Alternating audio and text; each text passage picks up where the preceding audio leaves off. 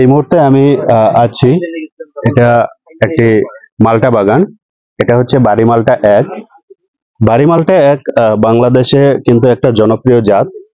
কিন্তু এই বাড়ি মালটা এক সম্পর্কে মানুষের কিন্তু একটা ভ্রান্ত ধারণা আছে, সেটা হচ্ছে যে এটা অতটা মিষ্টি না। আসলে এটা কিন্তু ঠিক না। এই যে মালটাটা রয়েছে, এই মালটার দাম বেশি পাওয়ার জন্য কৃষক কিন্তু ম্যাচুরিটি সময় যেটা আছে এই সময়ের আগে হারভেস্ট করে। তো ম্যাচুরিটি যদি না আসে, তার আগে যদি হারভেস্ট করা হয়, তাহলে কিন্তু এই মালটার মিষ্টতা কম হবে।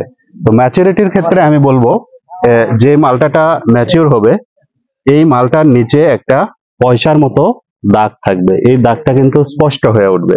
দেখেন, এটা কিন্তু ধীরে ধীরে স্পষ্ট হতে যাচ্ছে। কিন্তু এই দাগটা যখন স্পষ্ট হবে, তখন বুঝতে হবে এটা পুরোপুরি ম্যাচিউর হবে।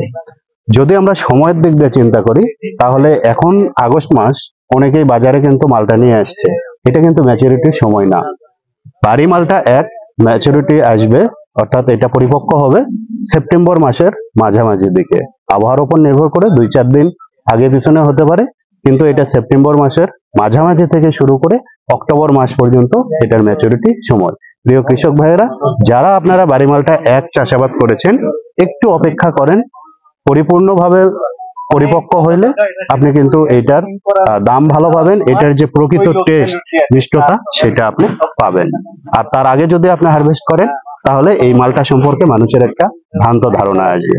এই জন্য বলবো, কৃষক ভাইরা একটু অপেক্ষা করেন, সেপ্টেম্বর মাসের মাঝামাঝি বা তারপরে এই মালটাগুলো হারভেস্ট করবেন।